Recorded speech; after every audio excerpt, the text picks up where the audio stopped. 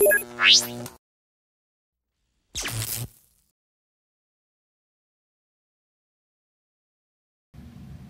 everybody, Ryan from Gadget back again. Today we have a quick unboxing video. It's been a while since I've had one of these. It's been a while since I got a new phone. This one's the Meizu M2 Note 2 HD. The Meizu Note 2 HD, not M2. This is another 5.5 inch phone, I believe. It has quite a few frequencies available. Let's see if we can get a focus in here. There we go. Your standard WCDMA, HSPA+, 850, 900, 1900, 2100. Your standard GSM, GPRS. Let's bring it in close. Frequencies that only work here in Canada on the Rogers network, and there's probably even less elsewhere that use that. FDD-LTE, we don't use those here at all. They're only in China. FDD-LTE 1900, 1700, and 2600, which will work for Rogers and Bell here in Canada, not with TELUS or Kudo. And you won't get any support with wind or mobilicity on this phone at all here in Canada. For any of you outside of Canada, you can have a look at willmyphonework.net. They've got a pretty extensive database. I don't know if they have the Note 2 in there yet, but if they don't, they will soon enough. So this phone was provided to me by GearBest again. They shipped it FedEx. It took an awful long time to get here due to customs issues, but it arrived in perfect shape. It's completely sealed. Box is pretty simple, but nice looking. So let's knock over my camera and I will whip it open.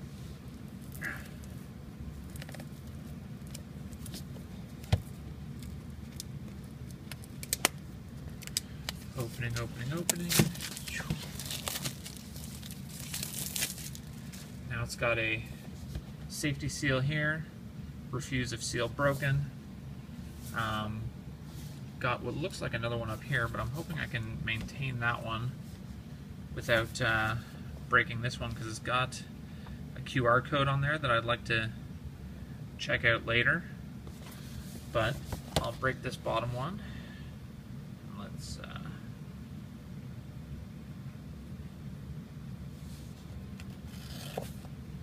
break it open,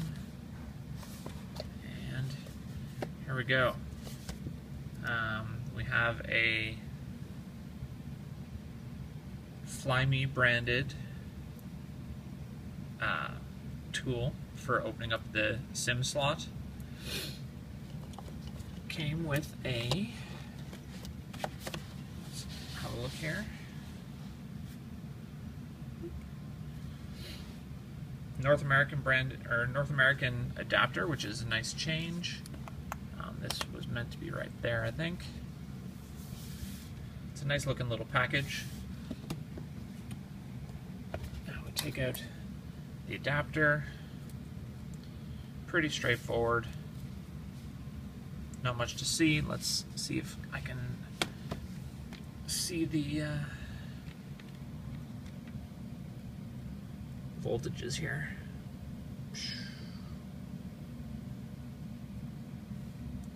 So, I don't know if you can see that or not. Camera's struggling to focus a little bit. But it's 110, 100 to 240, 50 to 60 hertz, 0.3 amps input, and looks like it's outputting 5 volts at 2 amps. So, reasonably well-powered charging adapter here. Throw it back in.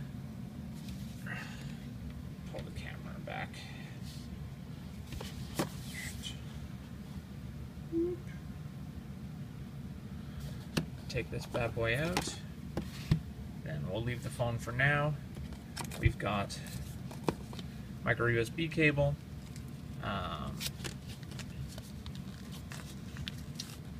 It is Meizu branded. Don't know if you can see the logo there or not.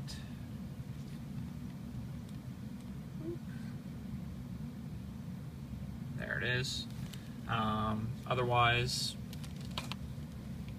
nothing too exciting about it. It's reasonably high quality. It seems okay. Doesn't feel super cheap. The little housings here all feel pretty nice, but for a micro USB cable, what more do you really expect? Alright, then in the manual we've got a whole lot of Chinese that I can't read. But the only interesting thing in here that I can see is, I don't know if you can see that here, let's have a look. Shows what your antennas are there. So you've got a MIMO antenna on the back left if you're looking at the back of the phone, then GPS, Bluetooth, and Wi-Fi on the top right, and then down at the bottom, who knows, something in Chinese. On this side, a whole bunch more Chinese. Great if you're in China or you understand Chinese. Not so great for boring white dudes like me. So that's a pretty basic package, not too much included, which is fine. This phone is pretty cheap. It sells for about 150 to 170 bucks US. So you're not really expecting too much. Let's back the camera up a bit here. And now, looking at the phone, I got the black back cover, which is actually sort of a grayish. On the bottom you can see microphone port right there, and a speaker port there, and standard micro USB. Then up here we've got just some IMEI number, serial number, a bunch of Chinese warnings that I can't read, flash here, camera, pull that off. It feels quite nice in the hand.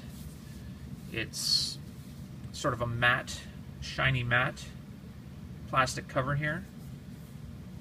Meizu, designed by Meizu, made in China. You've got on the left side your volume and your power. Nothing on the right hand side except for one SIM slot right there. Then up at the top we've got what I believe is another microphone and a headphone jack. This does not appear to have a removable battery, which is funny because I thought it did, but that's alright. Yeah, I don't see any way to get this case off. Nope, that's fine. And we'll take off the plastic screen protector here for shipping. It's got a bunch of Chinese characters here.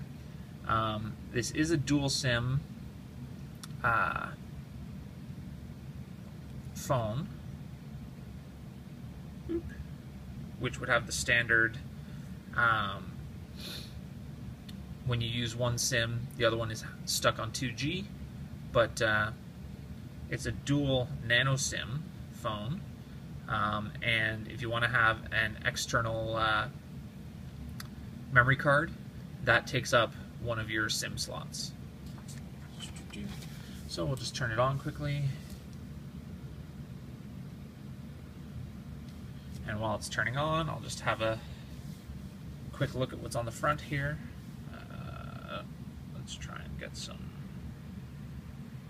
exposure here. So you can see the camera at the top right, the speaker jack there, it's booting up. the Flyme OS, which is Meizu's custom Android. At the bottom, you have a push button, home button. It's a physical home button. And already there's just some dirt on my screen. And then capacitive back and menu buttons, which don't seem to light up.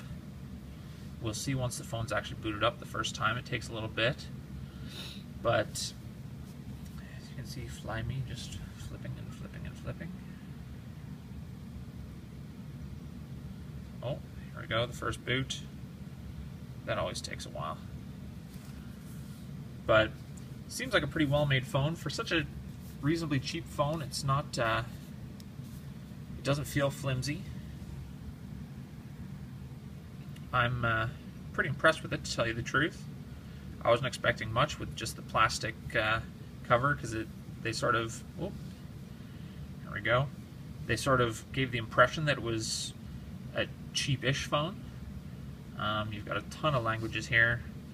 I don't claim to speak or be able to read any of these, but so what appears to be a couple different Chinese languages, I think. Some Cyrillic language, German, Greek, English, Spanish.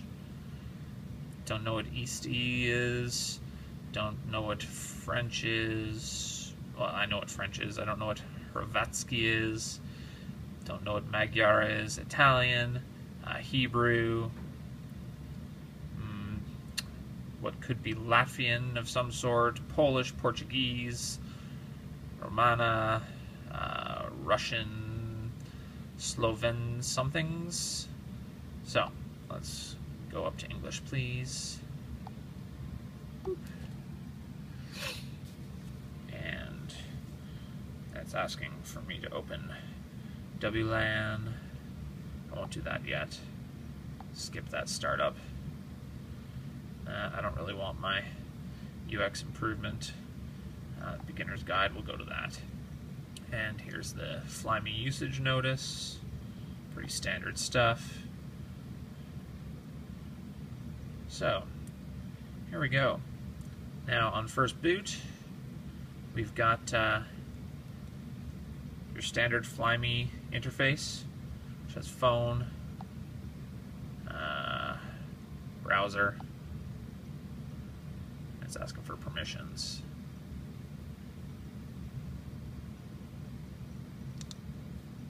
Go back home. And interestingly, I'm not seeing any usage of these home buttons here.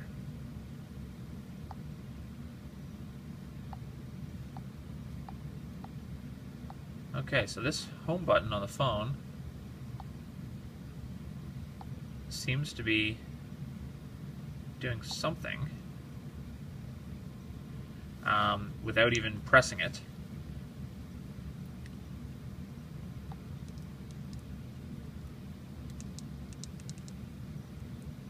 Don't really know what it does.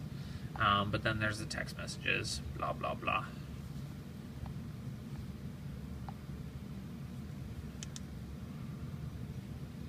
So let's go into settings.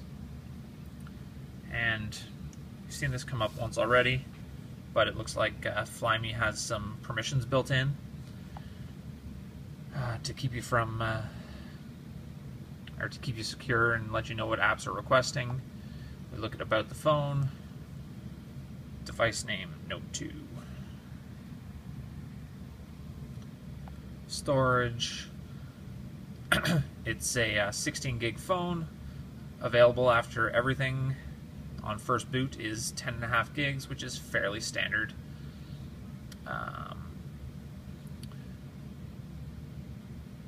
Nothing very interesting in there.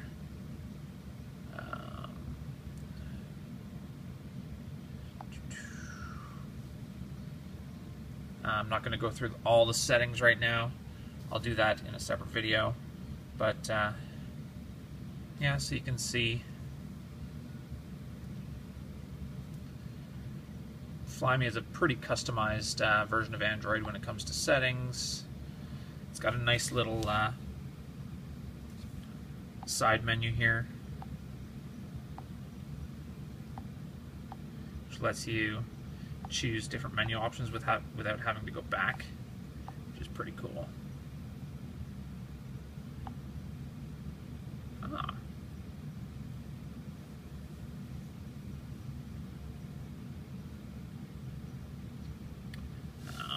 In terms of stock junk apps installed, these are some pretty standard Chinese commonly used apps.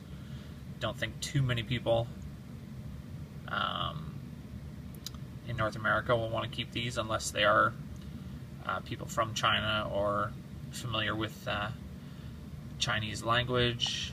The Security Center, this is very similar to the Security Center on the K3 Note stock Chinese firmware, which has a traffic manager. Aha! So if you swipe the home key to the left, it acts as a back button. App permissions, so launch, notify, safe, privacy. Looks like if you swipe either way, or do you even have to swipe at all?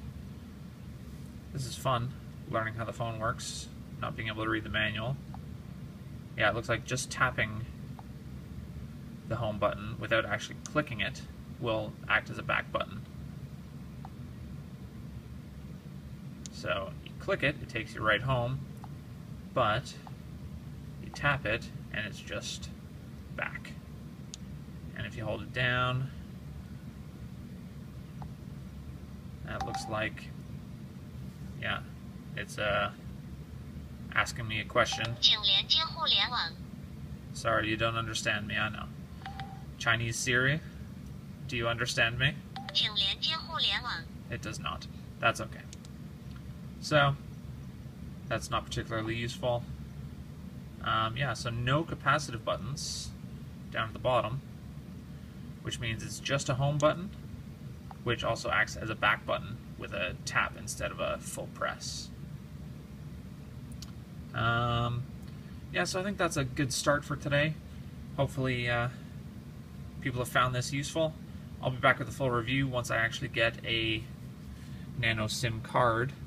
I don't actually have one right now since I only have micro SIMs, but hopefully you found it interesting.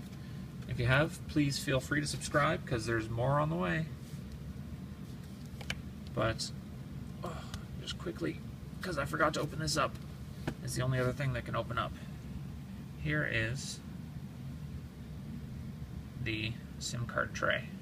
So SIM 2 fits right there, SIM 1 can fit right there, and if you have a micro SD card, it can go right in there. But you can't have two SIMs and a micro SD.